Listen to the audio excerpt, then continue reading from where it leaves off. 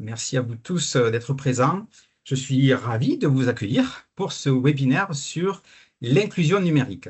Alors, c'est un webinaire qui est organisé dans le cadre de la labellisation NR2, numérique responsable 2, démarche dans laquelle IMSA vient de se lancer. Ce webinaire donc, est organisé par IMSA, mais volontairement ouvert à tous les organismes de la MSA. Et je sais que de nombreux collaborateurs de Caisse MSA, notamment, se sont inscrits et sont aujourd'hui connectés, présents avec nous. Donc, bienvenue. Parce que justement, on est tous concernés par l'inclusion numérique. Il y a aujourd'hui encore de nombreux usagers qui sont, pour une raison ou une autre, empêchés d'accéder pleinement aux services en ligne à cause de cette fameuse fracture numérique. Alors, on est ensemble pendant environ 1 heure pour découvrir comment IMSA, qui est un acteur clé du parcours numérique des usagers, s'engage dans la lutte contre cette fracture numérique et s'engage aussi dans l'accompagnement des caisses MSA sur ces enjeux. Donc, au programme de ce webinaire, alors, on va d'abord faire une introduction sur l'inclusion numérique, le numérique responsable porté par IMSA. On verra aussi dans un second temps, on aura un décryptage de ce qu'est la fracture numérique et un éclairage sur les actions menées par l'État. Et enfin, on aura une présentation justement des ressources et outils pratiques développés par l'AEFA, l'Agenda européen pour l'éducation et la formation des adultes. On verra ça tout à l'heure. Je passe aussi aux questions-réponses. Si vous avez des questions à poser, n'hésitez pas, vous avez un onglet questions-réponses dans la barre de menu en haut de Teams. Vous pouvez poser toutes vos questions là. On dédiera à la fin de ce webinaire un moment pour y répondre. Voilà, donc pour nous parler de tout cela, j'ai le plaisir d'accueillir aujourd'hui 3 intervenantes. Clotilde Maury, référente RSE IMSA. Bonjour Clotilde. Bonjour. Bérénice Cap, qui est de l'agence Erasmus Plus France et coordinatrice de l'AEFA. Bonjour Bérénice. Bonjour. Et Cassandra Marc, qui est experte inclusion numérique pour l'AEFA. On va commencer de suite. Hein. Bonjour Cassandra, pardon. On va commencer de suite. Déjà, pour peut-être nous expliquer ce qu'est l'AEFA, peut-être Bérénice, tu peux prendre, je te laisse la parole. Oui, merci beaucoup. En tout cas, merci beaucoup pour cette invitation. Effectivement, on va vous présenter les ressources qu'on a créées dans le cadre de l'AEFA. Je vais vous donner quelques rapides éléments de contexte. Donc, l'AEFA, Agenda européen pour la formation des adultes, fait partie du programme Erasmus+. Donc, ça peut peut-être vous surprendre. Vous connaissez Erasmus+, sur le volet des échanges étudiants, mais en fait, c'est un programme européen vraiment dédié à l'éducation, à la formation tout au long de la vie et qui s'adresse donc à tous les citoyens. Donc, dans la slide suivante, je vous propose de découvrir un peu ce que nous, on fait dans cet agenda européen pour la formation des adultes. On est un réseau de 33 coordinateurs européens. En France, notre rôle, c'est vraiment d'outiller les professionnels, notamment les professionnels de l'accompagnement, avec, par exemple, on a développé un guide pratique pour évaluer les compétences transversales. On a travaillé sur comment repérer les situations d'illettrisme, par exemple. On organise aussi régulièrement des conférences pour que les professionnels puissent échanger entre eux et également des échanges de bonnes pratiques en Europe. Et donc, dans ce cadre-là, on répond en fait à des priorités européennes les transitions numériques et vertes sont vraiment des priorités depuis 2021 parce qu'en fait l'Europe souhaite vraiment que tous les citoyens puissent accéder à une montée en compétences sur ces enjeux qui sont d'avenir. C'est comme ça que nous, dans l'AEFA, on a décidé de travailler sur une démarche plutôt de plaidoyer. On s'est aperçu que les politiques publiques d'inclusion numérique, elles s'adressaient vraiment au champ de l'action sociale. Et nous, on a voulu essayer de voir comment on pouvait l'intégrer aussi dans les entreprises. Toujours voilà, en lien avec cette montée en compétences sur le numérique. Et pour finir, donc cette année, avec voilà toutes les évolutions aussi du numérique, hein, c'est un monde qui va très vite, on a voulu travailler sur plutôt l'enjeu du numérique responsable en proposant un kit de ressources que vous découvrirez plus tard. Pour terminer, je voulais juste dire un petit mot sur les organisations qui ont contribué à ces travaux. Donc, on a travaillé avec des structures territoriales qui mettent en œuvre les politiques en fait, d'inclusion numérique sur les territoires, avec aussi des centres de formation et puis avec l'Agence nationale de lutte contre l'illettrisme qui est aussi au devant de la scène sur ces questions de lutte contre la fracture numérique.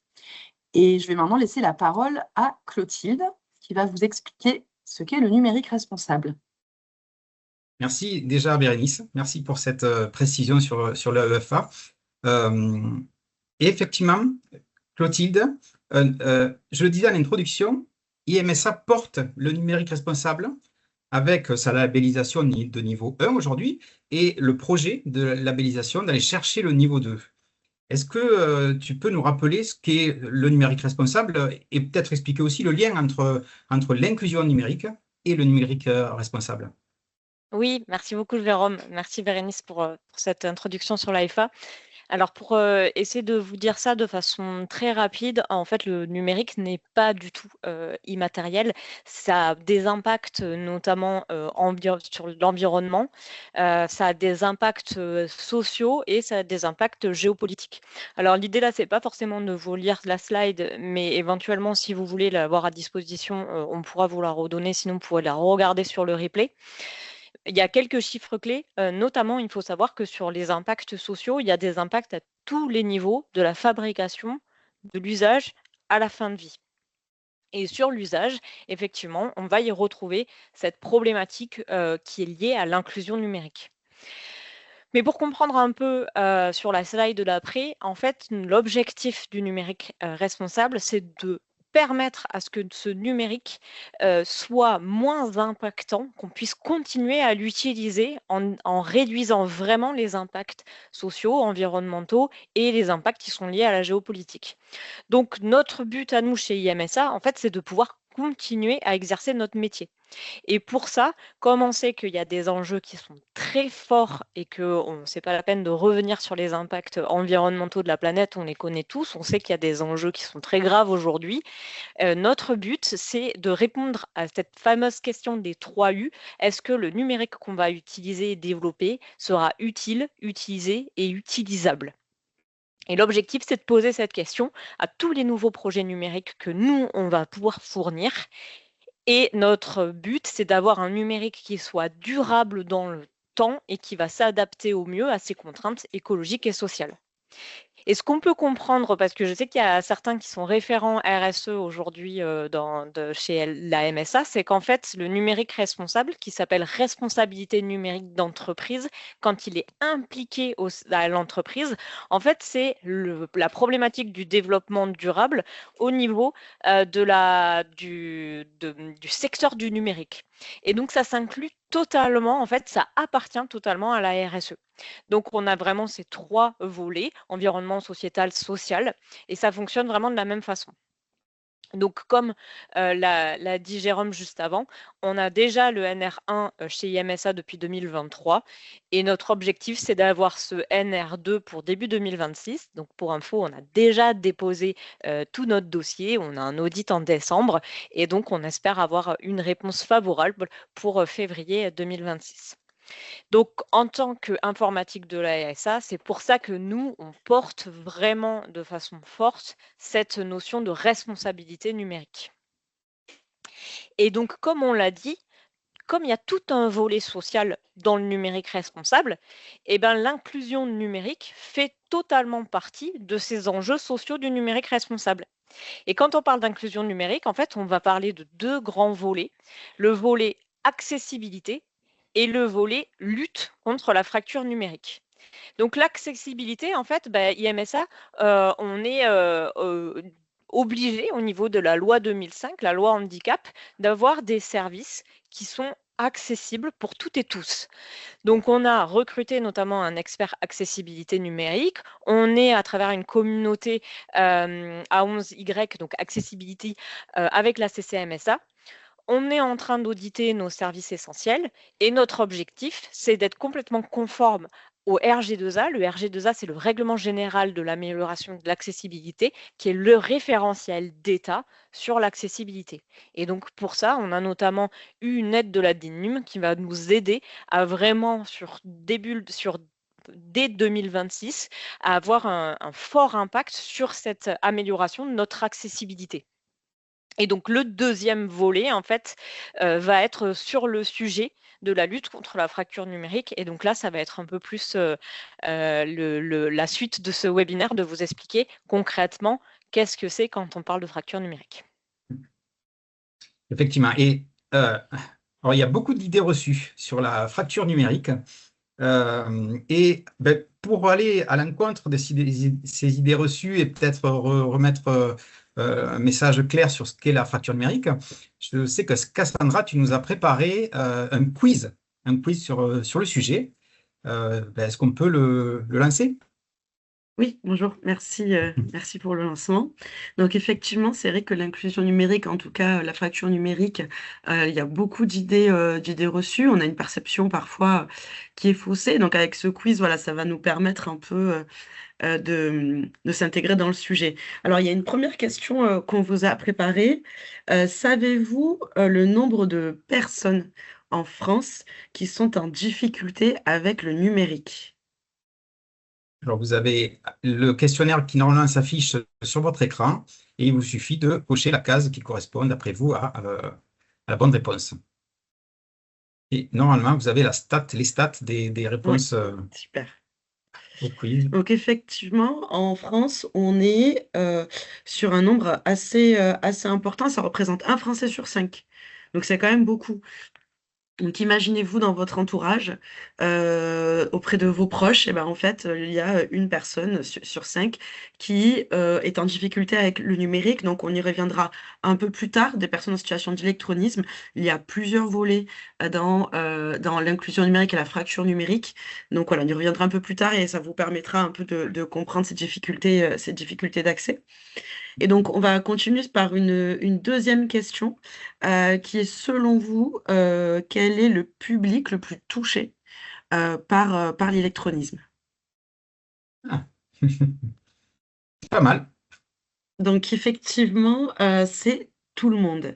C'est-à-dire qu'aujourd'hui, être en situation d'électronisme, c'est au-delà de ne pas avoir accès, c'est également de ne pas avoir les compétences de base, qui aujourd'hui sont certifiées par l'État, on y reviendra, mais voilà, c'est ne pas avoir ces compétences de base. Et en fait, c'est tout le monde, parce que on peut prendre l'exemple d'un jeune. Ce n'est pas parce qu'un jeune est sur son smartphone et maîtrise de manière exceptionnelle les réseaux sociaux qu'il est en capacité de créer une adresse mail ou de produire un document sur la suite Office, par exemple. Donc voilà, il y a cette distinction à faire et c'est vrai que souvent, on a l'image de la personne un peu isolée qui n'a jamais appris à utiliser l'ordinateur, mais ça va bien au-delà de ça. Et pour terminer, donc on a une dernière question qui est, pour vous, quelle est la raison principale pour laquelle les personnes en situation d'électronisme vont solliciter une aide numérique? Donc, Oh, oui, plus ça va, plus les réponses sont bonnes. effectivement, voilà, on est vraiment sur faire ces démarches. Aujourd'hui, on le sait, on a une dématérialisation des services publics, en tout cas administratifs, qui est très importante. Et cela a forcément un impact. Donc voilà, c'est vrai qu'aujourd'hui, c'est sur les démarches où on sollicite le plus d'aide parce que c'est compliqué, ça évolue, ça va vite. Et une personne qui sait utiliser un ordinateur ne sait pas forcément déclarer ses impôts en ligne. Donc voilà, et il y a des difficultés d'accès au présentiel auprès des administrations. On y reviendra également un peu plus tard. Donc j'espère que le quiz vous a un peu éclairé sur le sujet et surtout sur l'impact de la fracture numérique.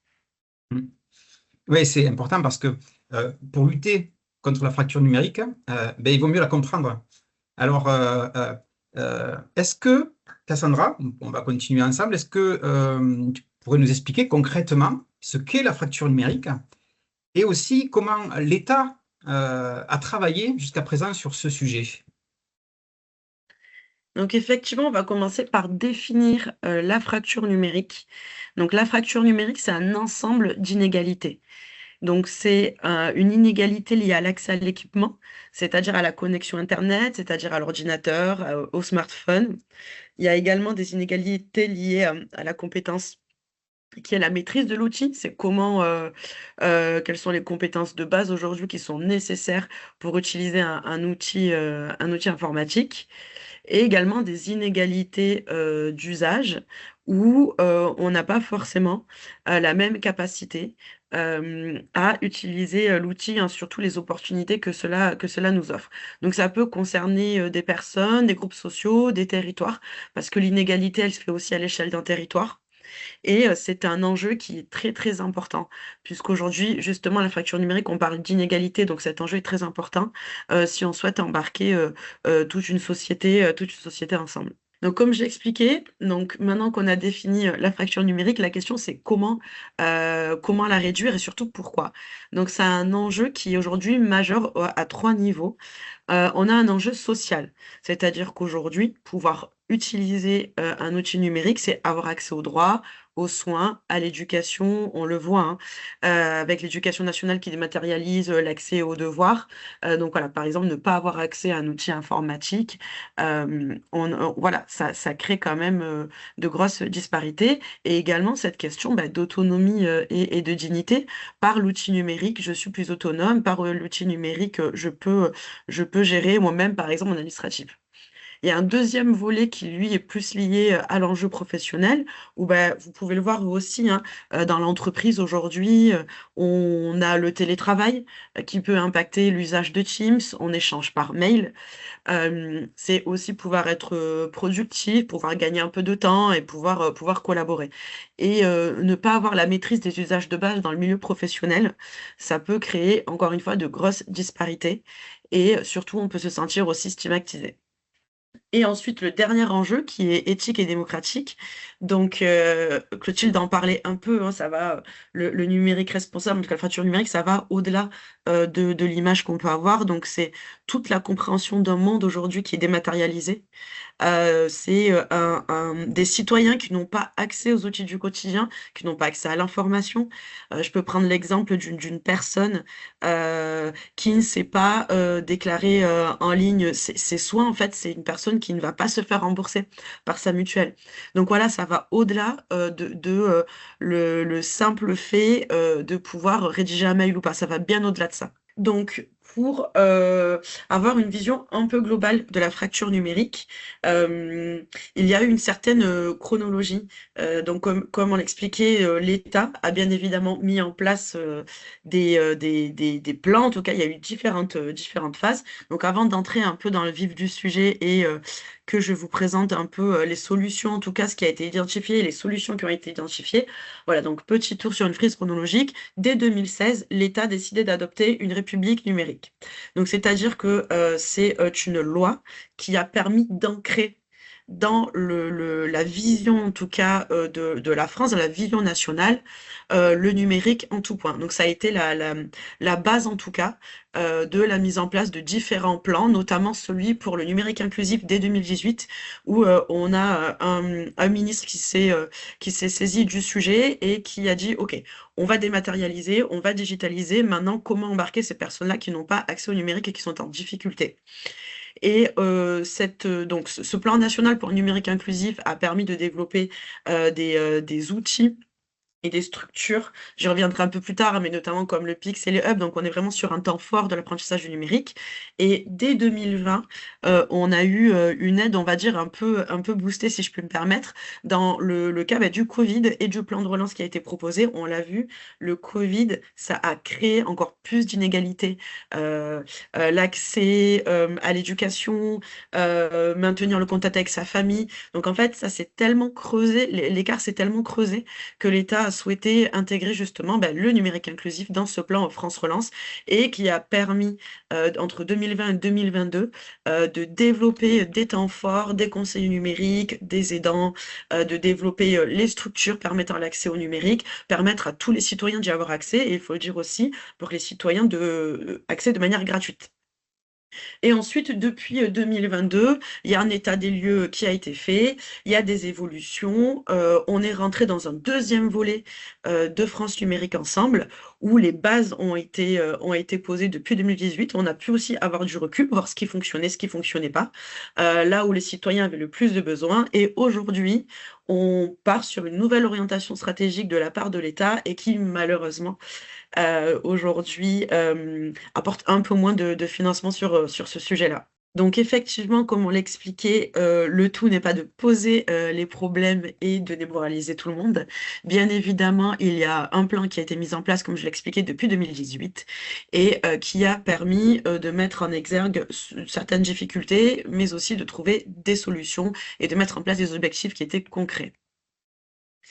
Donc, cette stratégie nationale qui a été mise en place, elle avait pour objectif de réduire les inégalités. Donc, au-delà du social, c'est aussi territorial. On le verra plus tard, mais on a des zones rurales où on a encore des zones blanches aussi en France où l'accès à l'outil numérique n'est pas le même. On a des grosses disparités selon les territoires.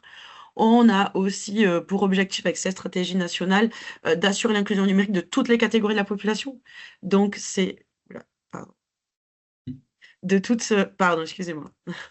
Donc, de toutes les catégories des populations. Donc, ça va des publics les plus fragilisés. Quand on entend public fragilisé, ça peut aller des publics en fragilité économique, mais aussi des publics fragiles, puisque ça peut être des personnes isolées, et surtout un accès universel aux droits et aux services publics. C'est quand même la base pour faire fonctionner un État et permettre une égalité et une équité, en fait, auprès de tous. Donc, en fait, il faut savoir que la fracture numérique, donc, elle a 3 dimensions, l'accès, les compétences et l'accompagnement. Donc, sur ce premier volet concernant l'accès, donc, c'est très lié aux infrastructures numériques. Clotilde en a abordé le sujet. Donc, voilà, c'est très focalisé aux pures infrastructures, aux purs outils, on va dire, palpables. Donc, elle en a parlé aussi également d'RG2A, donc c'est l'accessibilité des services en ligne. Il faut savoir qu'aujourd'hui, c'est une charte qui existe et elle n'est pas forcément mise en place partout. C'est l'accès au matériel, l'ordinateur, le smartphone et une connexion Internet, mais c'est également les zones blanches, les coûts de matériel qui sont élevés, une obsolescence qui est rapide. Donc, par cette dimension clé, il y a plusieurs objectifs et solutions qui ont pu être posés. Donc, c'est d'une part déployer, accélérer le très haut débit sur l'ensemble du territoire, renforcer les zones rurales ou isolées par une couverture mobile et développer des espaces publics numériques qui soient accessibles à tous, des espaces dans lesquels les personnes peuvent utiliser l'outil numérique. À titre d'exemple, quand on parle de problématiques d'accès, ça peut être une famille qui a qu'un seul ordinateur et qui, du coup, ne permet pas aux enfants de faire leurs devoirs en ligne parce que il doit être utilisé par les parents ou parce qu'il y a plusieurs enfants et chacun a des demandes. Donc voilà, ça, c'est quand même assez large. Et donc, dans ce cadre-là, il y a une mise en place phare qui a été faite. Donc, c'est les hubs pour un numérique inclusif. Il y en a un dans chaque région de France qui a été développé, donc c'est une initiative de 2018. Et ces hubs, ça permettait vraiment de coordonner une animation pour permettre d'impulser l'inclusion numérique et réduire la fracture numérique. Donc, on est vraiment sur de la coordination d'acteurs, mettre en réseau, échanger, permettre des temps collaboratifs, permettre de former et professionnaliser des médiateurs et des conseillers numériques. C'était aussi structurer une offre et mutualiser les ressources, accompagner les projets locaux. Donc, c'est vraiment face à mon territoire, en échangeant avec les collectivités, en échangeant avec les structures phares, comment je peux créer, comment je peux impulser cette inclusion numérique de manière vraiment très adaptée. Donc, on était vraiment sur une animation très fine de territoire. Donc, la deuxième dimension, comme je l'expliquais, donc là, on entre plus sur les compétences. Et là, on est vraiment sur l'usage de l'ordinateur, enfin, ce que je sais. Donc, la difficulté identifiée, c'est ne pas savoir utiliser un outil numérique, ne pas pouvoir acquérir les compétences aussi, parce qu'il n'y a pas forcément, des fois on n'est pas en capacité. Et également, il y a parfois aussi le manque de compréhension des interfaces en ligne. Donc, face à ce sujet de quelles sont les compétences qu'on doit acquérir de base et comment permettre aux citoyens de les acquérir, il y a différents programmes qui ont été mis en place et vraiment poussés sur le volet médiation pour que ces programmes-là puissent être adaptés aux plus éloignés du numérique et que ce soit très pédagogique. Il y a une mobilisation des associations, des services publics, des collectivités qui a été réalisée pour justement, on partait plus sur du aller vers. Aller vers ces personnes-là, aller les voir parce que tout le monde peut y avoir accès et c'est pouvoir avoir les bons échanges, en tout cas avec les personnes éloignées du numérique. Et au-delà de ça, c'était également développer des référentiels parce que le tout n'est pas de dire je ne sais pas utiliser un outil numérique, mais en fait, c'est quelles compétences aujourd'hui on juge essentielles, comment on peut dire qu'une personne sait utiliser l'outil numérique. Donc, un exemple, au-delà de cette personne qui ne sait pas allumer ou éteindre un ordinateur, on a aussi une personne qui peut ne pas oser remplir sa déclaration d'impôt parce qu'elle a peur de faire une erreur. Donc voilà, ça va vraiment du panel de j'allume l'ordinateur et j'en prends connaissance jusqu'au panel de réaliser ces démarches en ligne. Donc aujourd'hui, les compétences, elles sont vraiment beaucoup évoluées. Et donc face à cela, il y a 2 dispositifs phares qui ont été, développés depuis 2018 et impulsés en 2020, grâce au plan France Relance. Donc c'est d'une part le PIX. Donc le PIX, c'est un groupement d'intérêt public, qui a permis de réunir plusieurs acteurs pour se poser la question de: «OK, aujourd'hui, quelles sont les compétences de base? Comment on peut les certifier et comment on peut permettre aux personnes de les acquérir de manière équitable?» Donc c'est une plateforme, publique française, donc ça permet d'évaluer les compétences. Il n'y a pas de bonne ou de mauvaise réponse. On est sur plusieurs paliers, plusieurs niveaux. C'est très interactif.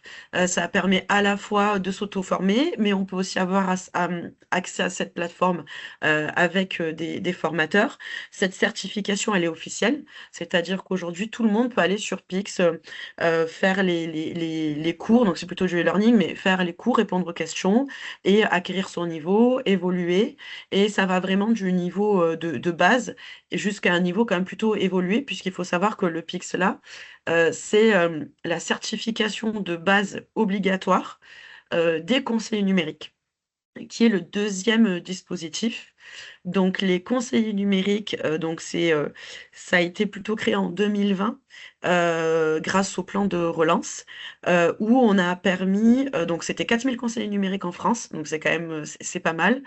Et donc ces conseillers numériques étaient soit intégrés à des collectivités, soit à des associations, toujours dans cette dynamique de aller vers, d'être présent dans un territoire. Et leur mission, c'était de concevoir des ateliers pour permettre, aux personnes de monter en compétences. Donc on avait le cas d'ateliers qui étaient dédiés aux services publics, d'ateliers qui pouvaient être dédiés aux demandeurs d'emploi parce que les demandes ne sont pas les mêmes. Et donc ces conseillers numériques, sont formés, sont certifiés au-delà de par le PIX, par les partenaires. Les conseillers étaient, formés par exemple, la Poste ou la CAF ou même vous, hein, les services de la MSA, pour vraiment pouvoir permettre aux plus éloignés d'y avoir accès. Et la dernière dimension clé, donc c'est celle de l'accompagnement. Donc l'accompagnement, c'est traduit, par ne pas avoir d'aide humaine, ne pas avoir accès à d'outils facilitateurs, pardon, ou avoir une absence de structure proche. Donc c'est des personnes qui peuvent être isolées et qui n'ont personne parmi leurs proches pour les aider à faire leurs démarches en ligne ou pour envoyer un mail. Et donc dans ce cadre-là, c'était comment, permettre à ces personnes d'être accompagnées, face à, leurs propres, problématiques. C'est-à-dire aller, vraiment, faire de l'accompagnement au plus proche des besoins. Donc ça a commencé par, simplifier déjà simplifier les interfaces, simplifier les outils numériques, développer l'accès aux services publics et soutenir l'équipement des ménages modestes. Donc, il y a eu des aides pour permettre aux ménages les plus modestes d'acquérir l'outil informatique. Il y a de plus en plus de structures qui font du reconditionnement informatique.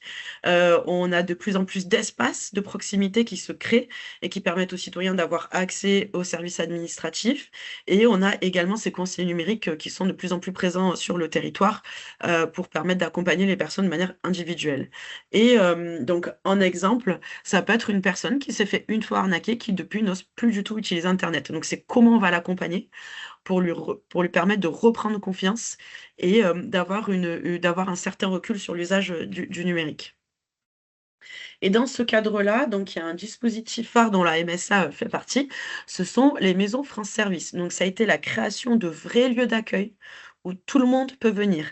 Ces maisons France Service, elles ont été créées en collaboration avec les collectivités, avec les préfectures, avec tous les services déconcentrés de l'État, avec tous les opérateurs publics.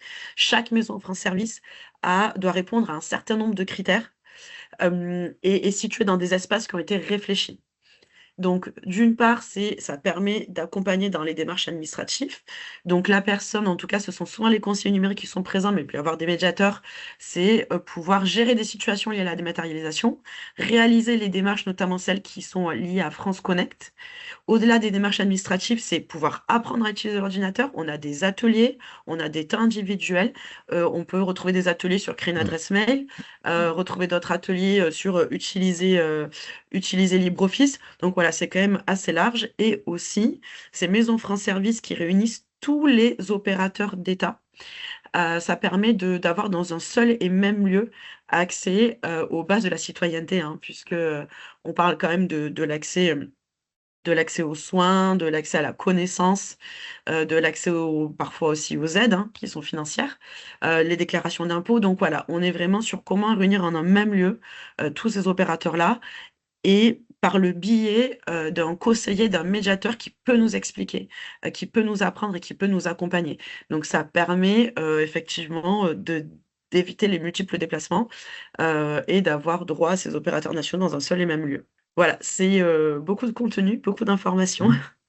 J'espère Oui, que j'ai oui, pas mais été très trop vite. intéressant. Certains connus et peut-être d'autres un peu moins. Tu parlais des maisons France Service, effectivement, complètement Mm. inclus et connu à la MSA. Mais alors, en plus de tous ces dispositifs, tu parlais des ressources que vous aviez créées et qui peuvent aider à mieux comprendre la fonction du numérique, le numérique responsable. Est-ce que tu peux nous les présenter? Oui, bien sûr. Donc, hop, je vais vous ouvrir la page, je vais vous montrer ça. Donc, effectivement, avec donc le groupe de travail et l'AEFA, on a produit, pardon, excusez-moi, on a produit un kit de ressources qui est vraiment destiné aux formateurs et aux médiateurs de s'approprier les compétences et les connaissances liées au numérique responsable. Donc, c'est des ressources qui sont libres, qui sont ouvertes. Et ce kit-là, il permet d'avoir accès donc à une ressourcerie. Donc, c'est vraiment pouvoir s'équiper, être au fait de l'actualité. Donc, vous avez un certain nombre voilà, de propositions de kits qui existent. L'actualité, qu'est-ce qui se fait, comment ça avance, quels sont les acteurs phares. Il y a également un ensemble de visuels pédagogiques qui ont été créés, donc qui peuvent clairement permettre aux formateurs et aux médiateurs qui souhaitent, toute autre personne, qui souhaitent pouvoir parler du numérique responsable et le comprendre clairement avec des visuels. Donc voilà, on a créé et développé tout cet accès-là. Et puis, vous avez même accès à un glossaire qui reprend les principales définitions liées au numérique responsable. Et comme l'expliquait Clotilde, qui va vraiment de l'enjeu écologique à l'enjeu social et sociétal.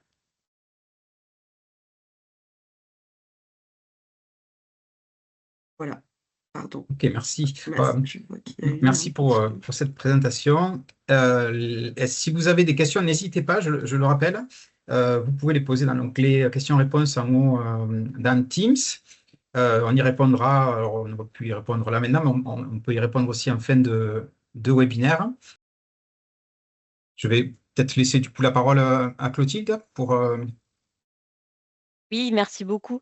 Peut-être, Cassandra, tu peux montrer un peu aussi sur, si tu peux repartager le YesWiki, peut-être un peu plus en détail, notamment la ressourcerie et les visuels qui peuvent être utilisés. Oui, oui, oui. Donc, effectivement, au niveau des visuels pédagogiques, on a, ben, vous voyez bien, les concepts généraux. Et ici, le cycle, en tout cas, de vie Non, du on a numérique. perdu le réseau. Non, c'est bon. Ah, Pardon. Non, c'est nous, ça bon. fonctionne bien là, C'est Jérôme. moi, pardon. Ok. Désolé, je croyais que c'était général. Donc effectivement, hein, dans ce YesWiki, donc ce kit, on a mis à disposition un certain nombre de visuels pédagogiques avec les concepts généraux pour pouvoir comprendre les bases, en tout cas, du numérique responsable et s'en saisir également. Donc, on a toute cette partie-là qui est dans un premier temps vraiment liée au cycle de vie du numérique. Et comme l'expliquait Clotilde dans la première partie, notamment avec le numérique responsable, on voit bien qu'on a l'extraction des matières premières, le transport, voilà. On est vraiment sur l'analyse du cycle de vie et vous pouvez voir un descriptif qui accompagne ces visuels-là et également une reprise des visuels officiels, on va dire, qui ont été produits. Donc là, on peut le voir, hein, Clotilde, c'est ce que tu expliquais également avec le label NR. Donc les impacts qui existent, les pistes et les solutions, qu'on en a pu en aborder certaines, mais il en existe d'autres, avec les enjeux du numérique, les usages. Hop. Donc voilà, vous avez quand même accès à un certain nombre de ressources qui sont intéressants pour faire ce premier pas vers le numérique responsable ou en savoir plus avec un peu voilà, d'accès, on va dire, je reviens sur les ressources. Voilà. Ou ici, on vous a mis à disposition, par exemple, le kit de l'ADEME, où là, ça va plus être lié aux enjeux qui sont liés à l'écologie. Vous pourrez également avoir ressources typiquement voilà, aux 4 modèles sur le numérique responsable. Donc voilà, n'hésitez pas, si ça vous intéresse, n'hésitez pas à aller voir. C'est très intéressant. Ça permet vraiment de faire le lien concrètement avec le numérique responsable, avec ceux qui existent, avec les dispositifs qui existent, avec les grands acteurs, d'avoir des actualités et surtout aussi l'évolution du numérique responsable parce que, comme on l'a vu dans la frise, entre 2016 et 2025, ça a quand même bien évolué. Et aujourd'hui, on en sait plus et on en fait plus. Et c'est assez intéressant de pouvoir avoir accès à ces ressources. Vous voulez peut-être un peu plus préciser, Clotilde et Bérénice? Non, moi je voulais juste ajouter que, enfin voilà, l'idée vraiment de ce kit, c'était, comme tu as dit, un premier pas aussi vers le numérique responsable et enfin un tri et une mise à disposition de ressources, voilà, pour commencer aussi à comprendre, parce que c'est vrai que c'est évidemment très complexe. Je vois que dans les questions-réponses, il y a écrit et souverain. Donc oui, le numérique Mm. responsable. Enfin, Clotilde pourra sans doute mieux répondre que moi, mais voilà, ça fait partie du numérique responsable aussi, le fait qu'il soit souverain. Et donc l'idée, voilà, de ce site, c'était de pouvoir mettre à disposition toutes ces ressources et pouvoir aussi avoir un discours sur le numérique responsable cohérent, voilà, grâce à ces ressources. Et donc, Clotilde, peut-être que tu veux... Oui. Effectivement, pour compléter, alors le numérique souverain, en fait, c'est quand on parle d'impact géopolitique, en fait, en face, le terme positif pour essayer de lutter contre les problématiques géopolitiques, c'est justement d'avoir un numérique qui soit plus souverain. Et donc cet ensemble de ressources et notamment donc ces visuels, ces ressourceries et un début de glossaire. Alors bien sûr, il existe d'autres glossaires, hein. Il y a notamment le glossaire de l'Institut du numérique responsable qui est assez connu. Et d'ailleurs, quand on va sur le glossaire, le site y fait référence. Et donc en fait, cet ensemble de ressources a vraiment vocation à aider aussi des personnes qui accompagnent des utilisateurs, des usagers qui soient éloignés du numérique pour leur expliquer ce qu'est le numérique en passant par ce regard du numérique responsable. Et ça permet aussi de dédramatiser ce qu'est le numérique dans l'objectif aussi de savoir mieux l'utiliser et de lutter contre donc une partie qu'a évoquée Cassandra au niveau de la fracture qui est liée aux freins qui sont plutôt des freins psychologiques à l'utilisation du numérique. Donc effectivement, là, l'objectif, c'était de vraiment faire un état des lieux, une présentation de ce focus inclusion numérique avec accessibilité et fracture.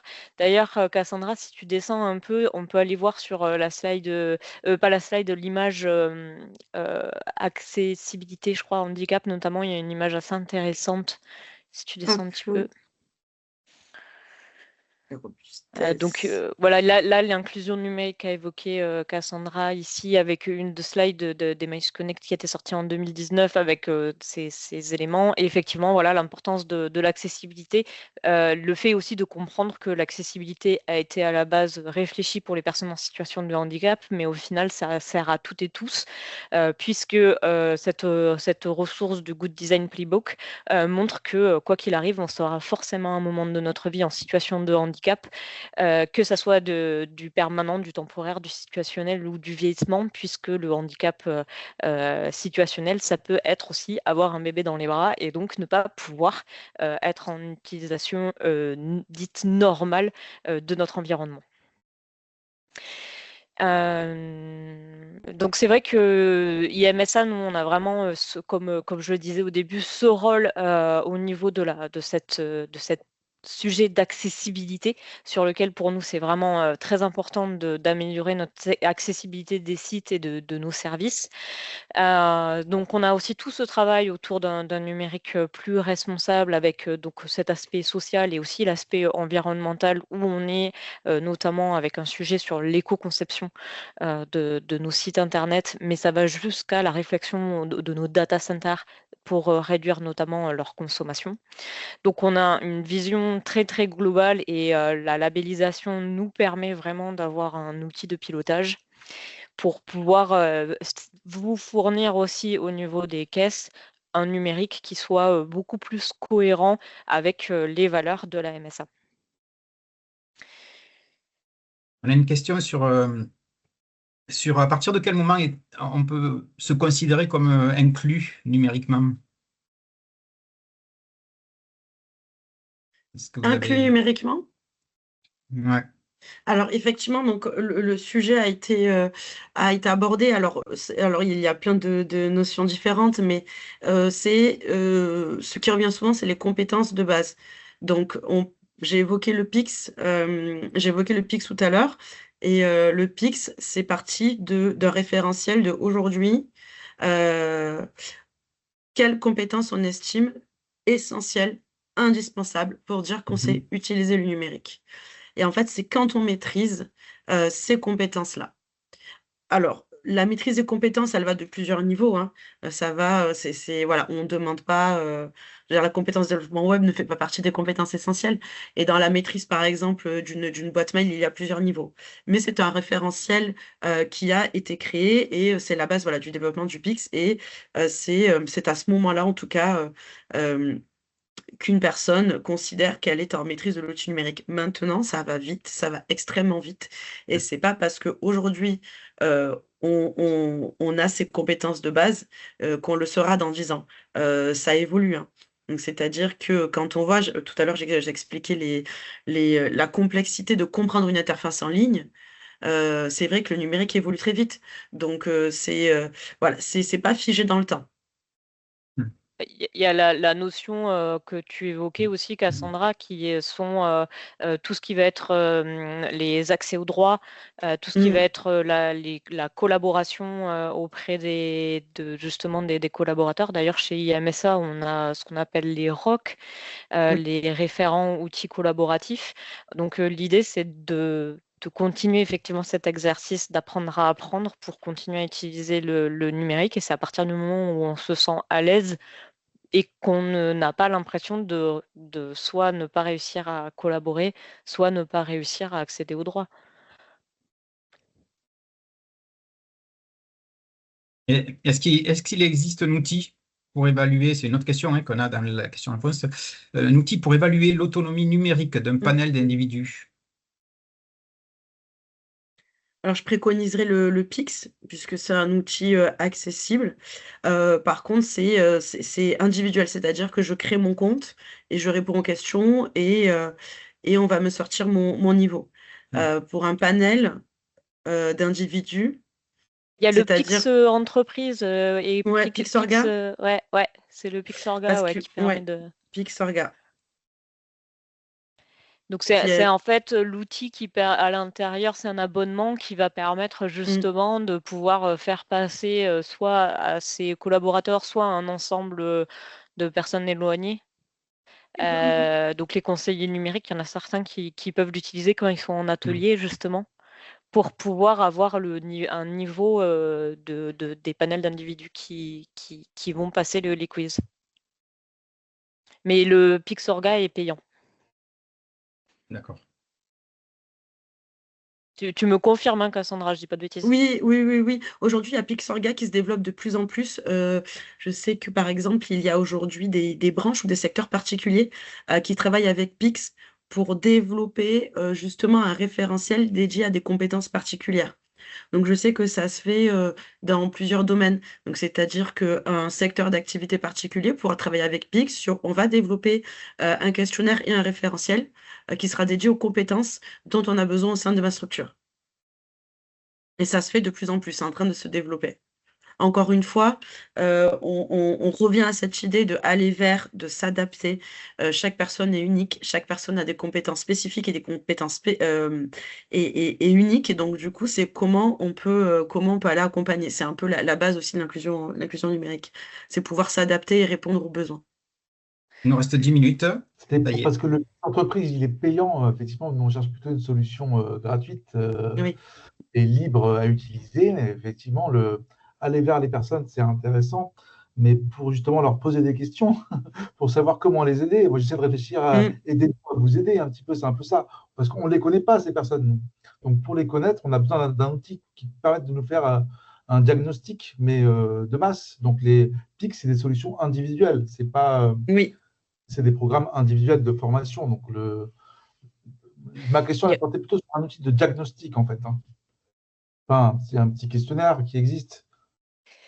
Alors moi, dans mon souvenir, il y a les bons clics qui fonctionnent assez bien qui fonctionnent comme Pix. En fait, pour la petite histoire, les bons clics ont été inventés avant par Emmaüs Connect et ça a été repris au niveau de l'État par Pix. Et je sais que la Poste a été un des acteurs très très importants dans l'inclusion numérique et ils ont fait ils sont passés justement dans les années en 2020 là, ils ont fait un très gros circuit avec des tablettes où lorsqu'ils distribuaient les courriers, en même temps, ils faisaient un diagnostic et donc il y a eu un diagnostic territorial qui a été fait par la Poste. Donc il y a peut-être des possibilités de se rapprocher des acteurs comme la Poste pour savoir si justement ils ont des diagnostics sur votre propre territoire. Je ne sais pas si cette action avait été continuée en 2025, mais en tout cas, là, il faut savoir que la Poste est un des acteurs très impliqués sur cette problématique d'inclusion numérique. Et les banques le sont aussi de plus en plus, puisque comme elles numérisent leurs services, elles cherchent aussi à mettre en place de l'inclusion numérique avec notamment des ateliers de lutte contre la fracture numérique pour que leur public puisse aussi utiliser leurs services. Donc il y a des croisements à faire aussi et ça c'est souvent par il y avait les PIMS aussi qui faisaient un peu ce rôle et je pense que les maisons France Service peuvent aussi être un lieu d'échange à ce sujet-là. Je ne sais pas si tu sais, Cassandra, sur la suite de la Poste et des maisons France Service, si tu as des points. Alors, au niveau de la Poste, alors effectivement, bon, comme elle l'expliquait, hein, c'est qu'en 2025, il y a un peu un changement d'orientation stratégique au niveau du soutien, en tout cas financier et en termes de priorité sur l'inclusion numérique. Donc, j'avoue que là, sur cette année, je ne sais pas trop. Mais en 2022, la Poste souhaitait que dans les zones rurales où il n'y avait pas de maison France Service, il y ait au moins un employé de la Poste qui puisse être formé au numérique et proposer des ateliers numériques et un accompagnement. Donc, elles avaient dans l'idée de créer un bureau où, par exemple, la personne qui allait livrer les colis le matin pouvait l'après-midi être dans cet espace et accompagner les habitants à l'usage du numérique. Je ne sais pas si ce projet s'est concrétisé, mais c'était l'ambition en tout cas de la Poste en 2022-2023.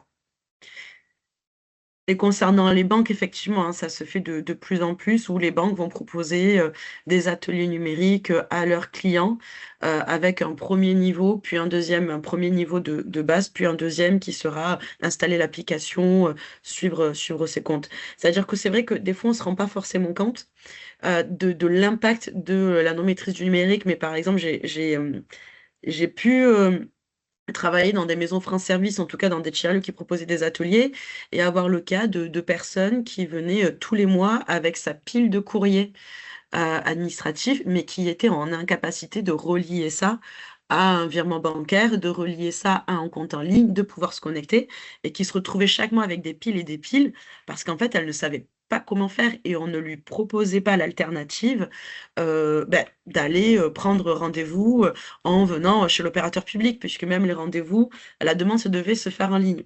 Donc voilà, on peut être à cet éloignement qui crée qu'il y a vraiment des impacts très très forts sur la vie quotidienne. Ça peut être aussi des impacts qui sont économiques.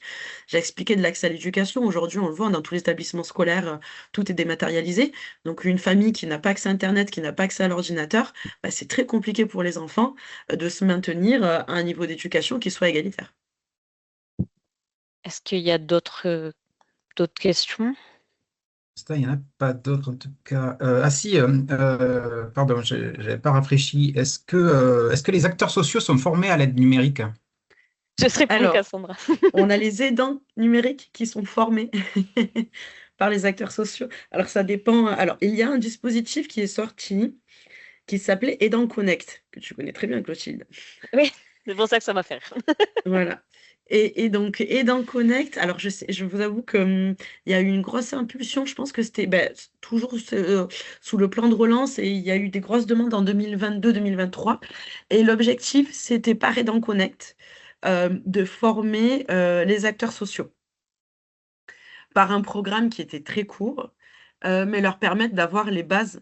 En tout cas, je ne sais pas, Clotilde, si tu veux peut-être un peu plus préciser du coup le programme d'Aidant Connect. Ouais, alors le programme des Dents Connect, je crois qu'il n'existe plus, hein, Ouais. c'est ça. C'était donc, ça faisait partie des briques qui avaient été développées sur cette fameuse stratégie nationale de l'inclusion numérique, donc avec les hubs, avec les conseillers numériques. Et donc les aidants Connect, en fait, c'était une formation pour utiliser un outil qui était validé par la CNIL et RGPD pour pouvoir justement faire à la place d'eux. C'est-à-dire qu'il permettait de vraiment, puisque normalement ce n'est pas autorisé au niveau du RGPD, et donc il fallait remplir une fiche à la main au niveau de la CNIL pour dire qu'en tant qu'aidant social, j'avais l'autorisation de la personne d'écrire en prenant le clavier son mot de passe et toutes ces informations au niveau des impôts, par exemple, et toutes ces données sensibles. Et donc là, ça permettait vraiment de faire toutes ces démarches en ligne de ces personnes qui étaient éloignées du numérique ou qui choisissaient de ne pas utiliser le numérique et donc qui allaient voir ces acteurs sociaux. Et donc, pour savoir être formé à cet outil-là, il fallait donc qu'il y ait une petite formation effectivement à la connaissance numérique. Mais en vrai, ça a été assez complexe justement pour toutes ces personnes de métier social, parce que ils étaient en binôme avec d'un côté un conseiller numérique qui faisait l'accompagnement numérique et eux qui faisaient les démarches à la place d'eux. Et je sais que concrètement, ça n'a pas bien fonctionné au niveau des structures sociales. C'est un sujet assez complexe et donc je pense qu'on n'est pas allé, enfin que l'État n'est malheureusement pas allé, ça c'est mon avis personnel, mais n'est pas allé au bout de son ambition. En tout cas, ce qui est vrai, c'est qu'il y a une très très grosse évolution de ces métiers d'acteurs sociaux. Mm. Jérôme, tu me permets une petite conclusion Oui, une dernière petite question sur y a-t-il une relation entre exclusion numérique et arnaque sur Internet? Et oui, tu en as parlé, Cassandra, là, ça tu peux. Oui, oui, oui. Alors, enfin, forcément, une personne qui est en situation donc, d'exclusion numérique, en fracture numérique, elle va peut-être pas avoir les bases pour pouvoir déceler justement ces arnaques. Maintenant, pour être en formation cybersécurité en ce moment, aujourd'hui, ça va tellement vite que je vous avoue que même moi, aujourd'hui, avec l'intelligence artificielle, je ne suis pas forcément en capacité de déceler certaines arnaques parce que ça va très, très vite. Donc, il faut savoir aussi que quand on va dans la partie vraiment accompagner les personnes sur le numérique, il y a forcément un moment donné, c'est même une obligation, où on va toucher à ce sujet de la cybersécurité, vraiment avec les bases, parce que bien évidemment, on peut pas faire tout le panel des problématiques qu'on peut rencontrer, mais vraiment, c'est pouvoir permettre aux personnes de déceler un premier niveau d'arnaque possible pour se sentir en tout cas à l'aise. On faisait des ateliers qui étaient sur des binômes, je me rappelle, grands-parents-enfants, et sur comment permettre aux grands-parents d'installer WhatsApp et tout ça. Et la plupart des grands-parents, c'était la peur. Donc c'était se dire, par exemple, je vais aller voir mes petits-enfants, mais j'ai peur d'acheter un billet sur le site de la SNCF. Et donc, c'est voilà comment reconnaître un premier niveau d'alerte. Après, bien évidemment, aujourd'hui, c'est devenu très, très complexe. Je pense qu'il y a peut-être il y a 10 ans, il n'y avait pas autant d'avancées, en tout cas, sur les personnes qui sont malhonnêtes sur le numérique. Mais voilà, c'était ce premier niveau, surtout concernant les achats. Il y a beaucoup concernant les achats et aussi le don de données confidentielles, c'est-à-dire que quand on doit se connecter à son compte de la CAF ou son compte en ligne de banque, bien évidemment, cette question, elle revient. Donc, c'est leur proposer aussi des coffres numériques pour leur mot de passe. Enfin, voilà, c'est tout un accompagnement qui va aussi ou sur comment je peux me sentir en confiance face à l'outil numérique. Ok, merci. C'est vrai que le Vas-y, déploiement de continue. l'IA va vraiment accentuer cette notion d'effraiement et en tout cas de plus oser faire quoi que ce soit parce qu'il va y avoir de plus en plus de fraude. Mais en tout cas, juste pour conclure, je pense qu'effectivement, IMSA, nous, on a encore un rôle à jouer sur la partie accessibilité, c'est évident, donc sur notre numérique responsable. Et puis peut-être qu'on aurait un rôle à jouer aussi sur la lutte contre la fracture numérique. Enfin, en tout cas, nous, on travaille vraiment au niveau de notre label ENER pour être sur ce sujet-là, numérique plus responsable et de l'inclusion numérique qui en fait partie. On le voit, alors je vais conclure rapidement. Effectivement, IMSA et les caisses de MSA, comme tu le disais, ont un rôle à jouer pour lutter contre cette fracture numérique. Ce webinaire était là aussi pour, on a essayé d'expliquer ce que c'était la fracture numérique, la nécessité de développer l'inclusion numérique. On a essayé de décrypter aussi, grâce à toutes les actions menées par l'État, tout ce qui a été fait jusqu'à présent, les ressources de la EFA aussi, qui sont mises à disposition. Merci pour cet éclairage. Je voulais effectivement remercier nos interlocutrices, Bérénice Cap de l'agence Erasmus Plus France, coordinatrice de la EFA, Cassandra Marc, aussi experte inclusion numérique pour la EFA, et Clotilde, notre référente RSE chez IMSA, pour nous avoir partagé en fait tout ça. On l'a vu dans les commentaires d'ailleurs de personnes qui ont apprécié ce webinaire et les infos qui ont été données. Peut-être que maintenant, pour l'enjeu, va peut-être être de voir comment IMSA pourrait partager ses compétences numériques avec les caisses de MSA dans l'avenir et aller plus loin, effectivement, pour essayer de casser cette fracture numérique au maximum, en tout cas. Bon, voilà, c'est peut-être le message qu'on peut faire passer. Voilà, je tenais vraiment à vous remercier à tous pour ce webinaire.